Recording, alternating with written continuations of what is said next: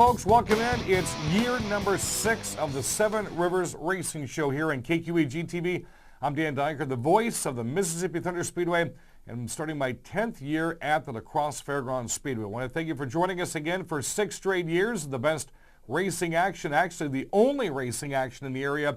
That's going to be covered by a TV station every single week, and that is right here with myself and Jesse and Rick and the whole staff at KQEG TV.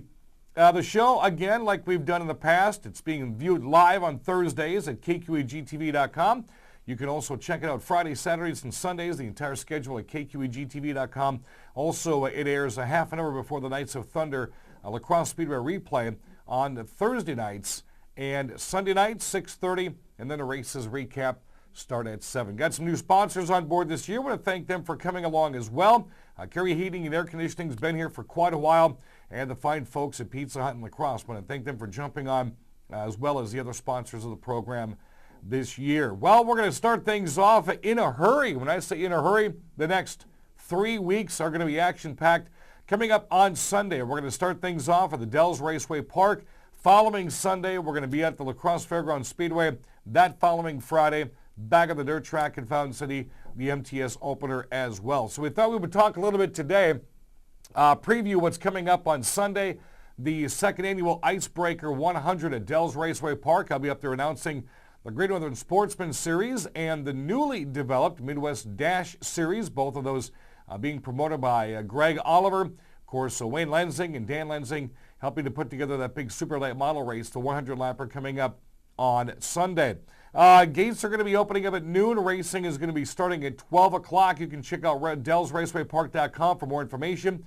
And some of the big names, heavy hitters, are going to be up there right off the bat. Ty Majeski, two-time Midwest Tour champion. Last year's 100 winner, Travis Sauter. Uncle Johnny Sauter will be there as well. Andrew Morrissey, Fast Eddie Hoffman, Tim Schendel, two-time Midwest Tour champ, Danny Fredrickson, Cole Anderson, Derek Kraus, Eric Darnell, James Swan. A whole list of characters. I think there are well over 33 names now for that 100-lapper coming up this coming Sunday. Also, the Great Northern Sportsman Series will be running a 40-lap feature event, and some big names are coming out. I think this may be a record breaker at Dells for having sportsman cars on the racetrack. Dave Troop, 2015 Great Northern champion, who broke the track record last year and also took second in the feature, will be there. How about Michael Gilliman from Elko, Jake Arneson, the one-arm bandit from La Crosse Speedway, 2013 champ. 2014 GNSS champ is Devin Schmidt. He'll be up there as well. 2013 GNSS champion, the inaugural season, that was Jason Toma. Scott Luck, 2015 Dells champion, will be there. Brent, the Freight Train Kane from Elko, you know that blaze orange. He'll be coming down to race that race. Jimmy Dummer from La Crosse, and the 2015 Norway champion is Brett Bray. The Midwest Dash Series, you see them at Oktoberfest. Now they have their own series, running 6 or 7 different tracks this year. Some very familiar names. Steve Roosh, right here out of Sparta, is going to be in that event on Sunday. Kyle Stark, he's got the 192. Dave Oranger, George Sparkman coming out of Loves Park, Illinois. Phil Maloof, Scott Silveski, Chris Gottschalk, Andy Rayleigh, Hannah Rayleigh. They're all going to be racing there as well. Right now, the temperatures look fantastic, about 74, 75 by the time the green flag is going to drop, and a nice sunny day on Sunday. Check out the Great Northern Sportsman Series and the Midwest Dash Series, both on Facebook and other respective websites, and you can find out what the pre-entry list looks like right now and a schedule of where they're going to be racing this year. I know Great Northern Sportsman Series is going to be at the Toma Sparta Raceway at least 4 or 5 times this year, and the Midwest Dash Series is also on that schedule. Make sure you check out where they're going to be. Coming up on the program today, we're going to go back to the La Crosse Speedway banquet, which was just held about, 3-4 months ago. We're going to give you some interviews with the likes of Chuck Deery, sportsman champ Nick Clements, and the retiring Hornet champion Nate Towner. You can expect a whole lot coming up this year. We're going to get the camera out at the La Crosse Speedway. We're going to get you some action from pretty much everywhere we travel with the microphone and the camera. Again, check out the radio show. It's the 6th year we've had it on Facebook, Seven Rivers Racing, KQEG TV. You can also find it on the YouTube channel. Jesse uploads it every single week, and we've had thousands and thousands of followers and viewers. It's real easy to do. Just type in Seven Rivers Racing. You can go into a chronological order of watching this year's programs in order or you can go back 6 years and see how much hair and facial hair I maybe have had 6 years ago and some of the other guests that we used to have back on the day. So we want to welcome you in. Also on Twitter, it's at LFS Mike Man. I'm going to be plugging that quite a bit this year because I remember what my password was, and I can start utilizing Twitter a lot more than I have in the past. So Jesse says we got to wrap things up in this segment here. Lots to come from the La Crosse Fairgrounds Speedway Banquet. Again, DellsRacewayPark.com, Sunday, the Icebreaker 100. Stay tuned. You're helping us kick off year number 6 of Seven Rivers Racing here in KQEG TV.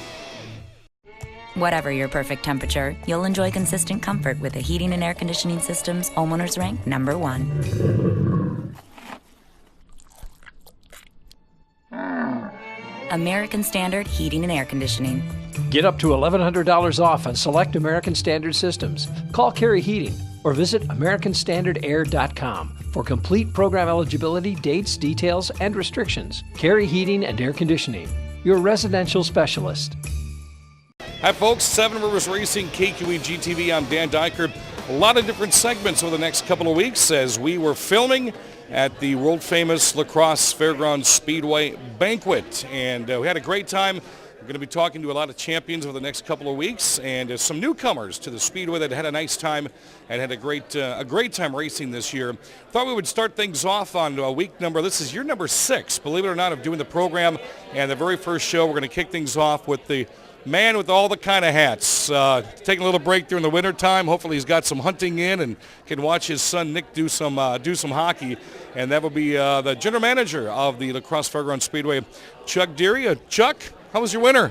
Well, thank you, Dan. And first of all, congratulations on 6 years of doing the show and stuff. And, the winter's been very good, very exciting on working with other racetracks and the tours for our 2016 season. So very excited about throwing the first green flag at the end of April and getting back to racing. As we reflect back on last year, 2 years ago, I said to start the year that late model class was probably the most exciting one to announce for me. This past season, I said the sportsman's class was because I knew what the rule changes were going to be and I knew what excitement they were going to be able to bring. Street stock class, those guys loaded it up, almost averaging almost 20. A lot of good veteran Hornet guys came back again. And even the Thunder stocks held their ground. You had to have been pleased with last year's racing. Oh, without a doubt. It's always amazing to see what the competitors do every year and who comes back and the new teams that come out. So it was a very exciting year, and it makes 2016 just a little bit. You get the hair on the back of my head stands up if I had hair, and it's going to be exciting, and we look forward to it. There are some more changes and stuff to allow some other teams to come in from other racetracks. We're trying to be working with like I said, the tours and a little bit in the off season. So hopefully we'll have some outside guys come in to compete, but nonetheless, our weekly guys are awesome. They put on a heck of a show. They're excellent race teams, very professional, and it's a joy every week to watch them go race Saturday nights. The sportsman class with the rule changes, a lot of grumbling between people to start the season because they really didn't know what they were going to come out with. I thought it was outstanding. I thought the racing was outstanding. The speeds were great. The competitive nature a lot of guys had was outstanding. Did it sit where you wanted it to sit for that new rule package for the sportsman? Well, it sort of did. We have been in communication with other racetracks to see what they've done for that style of car on a weekly basis. And, I was very happy with the way the cars looked. I kind of got away from those old 1970 cars or 80 style cars and stuff and modernized them a little bit, but you still can race them. So you kind of got the best of both worlds. And we'll see more of the aftermarket style bodies come into play here just because of the availability of what's out there for those guys. So you can't stop progress and racing. Rules creep, as we call it, in the promoting side of things, and it's going to happen. And we made some adaptations for last year, gearing us to come more in line with other racetracks in the state. So I think we're on our way. If we're not there already, I think 2016 we're there. We're brought in more of a crate motor issue again for someone getting involved in the late model or sportsman. It made it a lot easier and a little bit of an advantage to have the crate motor, and we'll see how that plays out and stuff. I think we're going to be very pleased with what that produces. With the explosion of the street stock class, I really got to knowing a lot of those drivers, and I got a sense, it just made me feel so good to know they're owning that class. There's about a dozen of them that will always come back. They've told me they've owned that class. They like the rules. They like the competitive nature. They like the guys they're driving with. Has that gotten in 2 years the size that you thought it would be? Yeah, actually it was worked out pretty. The first year we know we had to help it out a little bit, but last year we were very happy. In one race, like there was a BMW, a Camaro, I think an Audi, and a Jeep or something out there, and that just tickled, and I thoroughly enjoyed watching them race. And the guys are having fun doing it too, and we just got to keep our thumb down on them to make sure they don't get too fast or too racy, and it's all about having fun with a low cost race car or a low cost car that they race. And that's the secret secret formula we're going to try to keep to in 2016 and beyond. Without giving any away its secrets for 2016, obviously this show was taped a long time ago, so we're not going to tell anybody anything. Keeping fans coming to the racetrack, keeping them in the seats, keeping them entertained, your announcer does that, your races do that because they're on the track, but there's a lot of things in shows that you go to and seminars to learn how to keep this going, and you've been doing that for almost, 26 years now?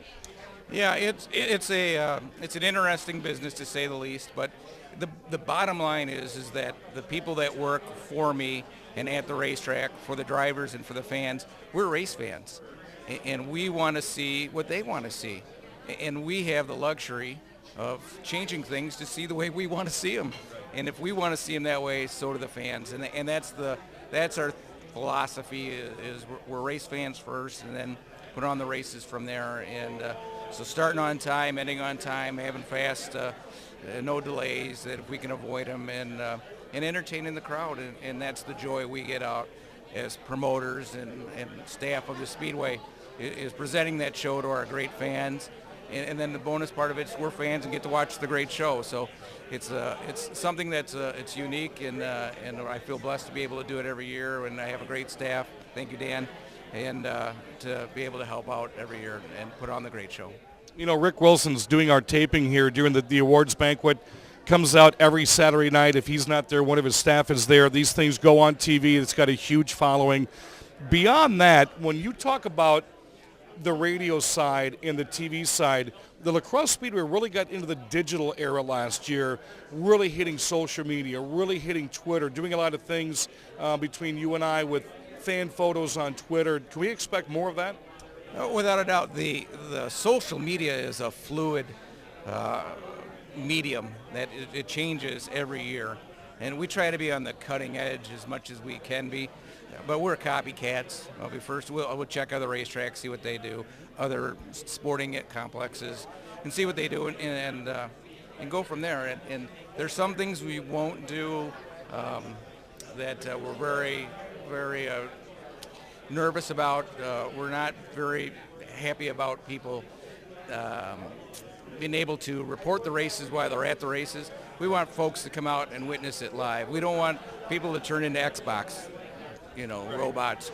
If you want to see live, fast, colorful, sporting drama, for God's sakes, get off the couch, come on out, get off your stool, your hinder, or whatever, and come on out and experience it. Experience the noise, the sound, the drama, the crowd, the foods, the smells. I mean, that's living. So put down your cell phone and come out and have some fun at the races. Do a little living. Like it used to be done back in the day before cell phones even came out and people just crammed to the track, and by Wednesday they were talking about it at work. They couldn't wait to get to the racetrack, and we really want to see people start doing that again. Put the social media down when it comes to Saturday nights or Friday night street drags, and do like they did back in the day. Come back out in droves and have a good time at La Crosse Speedway. Chuck, I appreciate you coming on.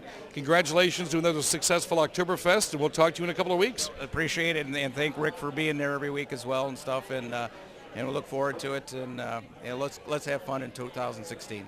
All right, Chuck Deery, General Manager and Promoter of the La Crosse Fairground Speedway. More from the La Crosse Speedway Awards Banquet coming up next on KQEG TV. Have you tried the great lunch buffet at Pizza Hut?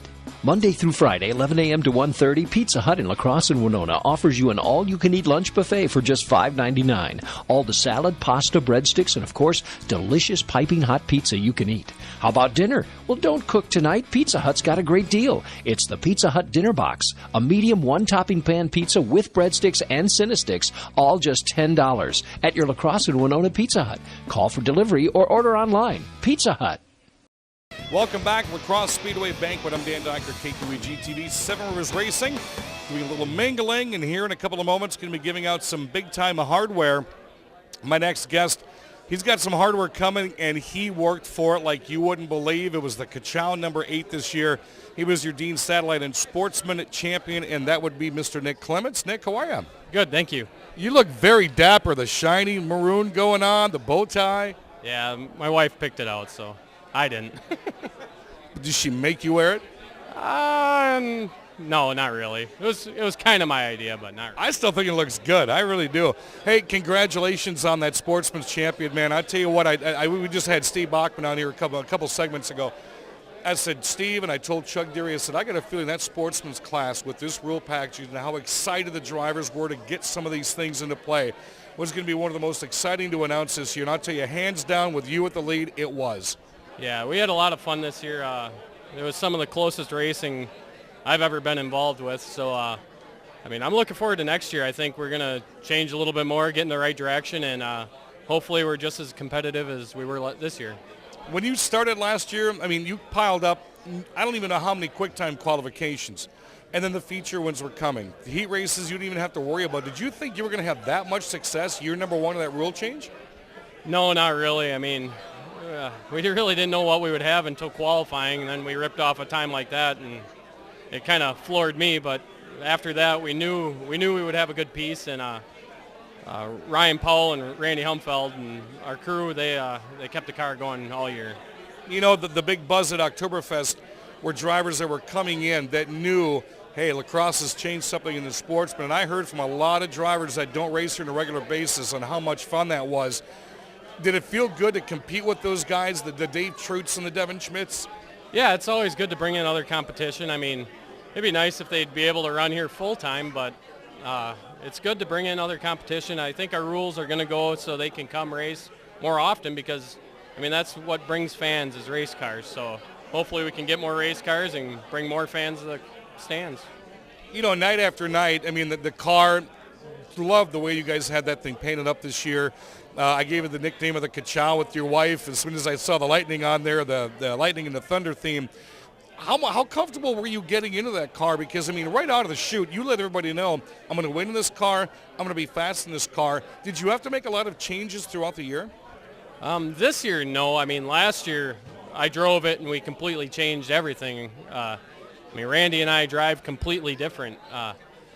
He tried to put it back to where he had it, and it wasn't fast, so we put it basically back to where it is now. So, no, this year we've basically kept it in one place and just minor tweaks all year.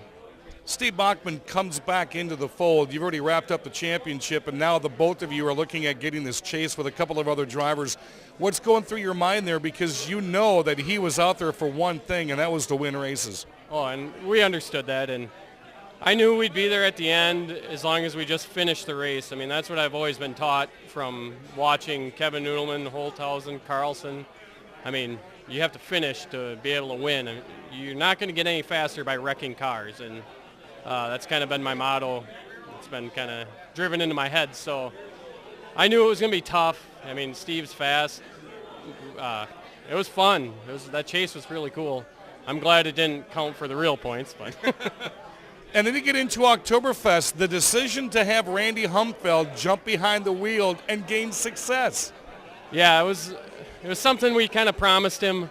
Said if he didn't get his car done, we'd let him race it, which I think that even made him feel worse about selling everything, because earlier in the year he said if I would have known the rules were this way, I would have never sold it. Right. So it was good. It was fun to watch it out there. I'm 1 for 1 as a car owner / so we'll see how many more times we can get them back there.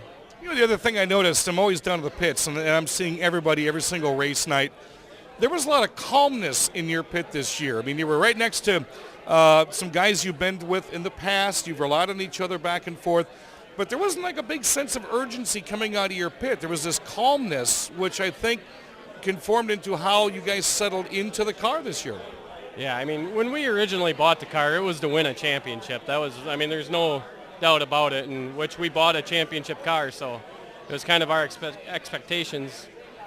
This year, you know, the way it started, it was just kind of everything was going our way, and we really, you know, just started racking things up, and by midpoint, we had a pretty decent lead, so then we could just kind of lay back and just keep the car in one piece. When will it dawn on you fully that you've won that championship? When you get on stage tonight and you get that hardware and you get that coat? Yeah, that'll be the hardest part. I'm not really good at talking or speeches or all that good stuff. Good job on TV. I know. Well, we'll see what happens up there. Big question. A lot of people have been asking me, what are you doing in 2016? We'll take the car cover off the car, and we're going to race it again one more year, and we'll see. If we win again, then we'd have to sit out, so our goal is second. Nothing wrong with that, but you could maybe win the chase next year, too. That's true, too, but we're here to win it, so we win, then we'll see what happens then. I still got a late model, so we're good. Oh, okay. Now, not to spread the rumor, but you heard it first right here. If he does jump into a late model, we may know what's going on. He's got a fantastic family. He's got a fantastic crew. He's a pleasure to announce. He's very approachable down in the pits. I've got to know you, you and your family throughout the years. I greatly appreciate the way you guys have brought me into the racetrack. I'm coming back again as long as you are. Oh, yeah, we are. We got it. Then I'll be back. Good deal. There's your sportsman champion right there, and that is Nick Clements, and I can't wait to see. Different paint scheme next year, possibly? I said we're going to take the car cover off from it, so. I can't wait to see what happens there. And that would be Nick Clements, and we can't wait to see him back here in a couple of weeks at the La Crosse Fairgrounds Speedway. Your Dean Satellite and Sportsman champion right here on KQEG TV. Whatever your perfect temperature, you'll enjoy consistent comfort with the heating and air conditioning systems homeowners rank #1. American Standard Heating and Air Conditioning. Get up to $1,100 off on select American Standard systems. Call Carey Heating or visit AmericanStandardAir.com for complete program eligibility, dates, details, and restrictions. Carey Heating and Air Conditioning, your residential specialist. Welcome back, Rivers Racing, KQEG TV. I'm Dan Dyker, giving you the best of the best here at the La Crosse Fairgrounds Speedway Awards banquet. It was held back in December. What a great way to kick off the 2016 season. And we're talking champions here, and the next gentleman I have, what a story that this guy has got. I've got to know him and his family probably, I think, ever since day one of me being at the Speedway. I'm entering year number 10. Just when I'm getting into my 10th year, this gentleman's going to retire, but he did it on top, and that'll be Hornet driver Nate Towner. Nate, congratulations on a big year. Yeah, I ended up making the retirement request, I guess, and just wanted to have one more year of fun, try to win that first track title, and it all worked out in the end. You know, things kind of took a different shape for you. I want to say it was 2 years ago, the job change. You all of a sudden started working for for a train, and it kind of scaled back what you were going to do racing. Yeah, I was talking to sponsors. They were offering to give me a little more money and try to move up sportsman, even maybe late model class.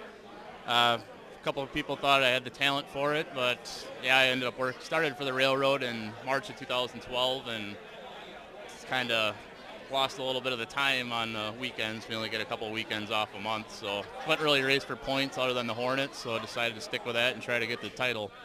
When did you and the family decide, I'm going to race a full season, but it's going to be my last? Last year was going to be my last year, and then the way the races ended last year of Oktoberfest, getting rained out, lost the title to Mark Bornitz by 3 points, and decided one more year, win it, or either way, I guess I was going to be done. So just try to get that and accomplish the goal, and here we are tonight. And the way you won it was very interesting, because at about the midway point in the season, again, we had 11, 12 drivers, all about 5 or 6 points apart from each other. And you were kind of outside the top 5 there with 3 brothers sitting right in front of you. And we had one night that kind of changed everything for the point standings. Yeah, it started off good, and then I got taken out. I think it was the 3rd night of the season. Got put in the wall, wrecked the tie rod, and finished last. dropped down about 6th in points, came back, won the feature the next week, and then the following week, the current points leader at the time got DQ'd, and then I think he got wrecked the following week, and that put me right back up there. And yeah, battling out the three brothers, Ticky brothers. Thought it was going to be a pretty good battle. It was a good battle all year, as you saw at Oktoberfest. Came down to me and Garrett, and yeah, I was kind of nervous there for a little bit in the midpoint of the season, but after a little bad luck for the other guys, it ended up working out, so I'm glad the way it ended up. That's the one thing I love about the Hornet class. Unlike maybe the Sportsman, the late models, if they have a points lead, you pretty much know at a certain point of the season that they're going to take that thing home. Hornets, it's never been like that, probably as long as there's been Hornets at the racetrack. And like you said, you had to take that down to Oktoberfest. Yeah, I was down by about 20 after that bad night for myself, and then just started picking away, and finally got back within range. And yeah, I think I had like a 9-point lead with 2 races to go, and then I got a little blocked by a couple other drivers and got it down to 5 points. Then just kind of got down there the last race, and I knew I beat him by a point in the heat race, and the feature just kind of ride it out, and I know I had to stay within 5 points or 5 spots on the track, and that worked out at the end. So you're in victory lane at Oktoberfest, being crowned the champion on one of the biggest nights of racing in the Midwest. What were you thinking? Knowing it's your last race too. Yeah, I was just so excited. Well, not really excited when that caution came out with 2 to go. I was just smiling the whole race. First 13 laps, and then that caution came out. I got boxed in by Garrett's brothers. I'm like, oh boy, here we go. So, but it ended up working out. Yes. You know, one of the things is I've given you so much credit over the years. When I first started at the Speedway, you were the first Hornet car that I saw that stuck out because of the paint scheme. You had Napa all over it, and I was like, wow, that's a Hornet car. That guy's really paying attention to what it looks like. But you never went backwards on that. You truly cared about what your car looked like. Yeah, I tried to do the best I can on the paint job and the sponsors, make them proud. Never really, well, my dad raced Sportsman and late models when I was younger, but I never really had the money at the time to move up, so I just tried making my cars look like a mini late model, I guess people would say. So, and then win the Best Appearing Award multiple times, so I just tried to make the next car look even better than the last. You mentioned your dad. How did it feel to run next to John in the number 18 this year? Oh, it was great. I think he had more fun than I did. He was out there smiling, laughing, and he said it was more fun than his Sportsman and late model days just to be back out there and just laughing the whole time. So I'm sure he's proud that he could be out there with me for my last season, and it's kind of nice to end it that way. 2016 season rolls around. When do you start feeling the itch, though you know you're not coming back? Well, all the cars are for sale, but we'll see what's still in the shed when May rolls around, April rolls around, I guess. But yeah, I should be done. Start doing some other things in life. But we'll still see you back on the hill, though. Yeah, I'll be up there supporting some friends and see how it goes. Maybe be back for Oktoberfest if I still have a car laying around next year. Well, we hope so. One of the only guys that actually his tie looks almost exactly like his car did this year. Nate, it's been a pleasure knowing you. It's been a pleasure announcing you. You've kept things exciting in that class, and we hope to see you back on the track. All right, thanks, Dan. Hopefully be back soon. Your Hornet champion for 2015, Nate Towner. He's got a fantastic family, too. Those guys come out and they support him like you wouldn't believe. All right, folks, want to thank everybody for attending the Crosse Speedway banquet. We have a lot more footage from the banquet coming up over the next couple of weeks. Just a reminder, Dells Raceway Park, noon, the gates open, racing at 2 o'clock this coming Sunday. Super late models, Greater Than Sportsman Series, the Midwest Dash Series. The Crosse Speedway Media Day, Jesse and I will be there next Saturday, taping some more interviews for the program here. The Crosse Speedway, the Frostbuster, is Sunday, April 24th at 2 o'clock. Street drags are coming up as well. MTS has a car show next weekend, and they'll be getting underway in 2 weeks. That'll do it for the program. Thanks for helping us get year number 6 underway. I'm Dan Diker. We'll see you next week on 7 Rivers Racing.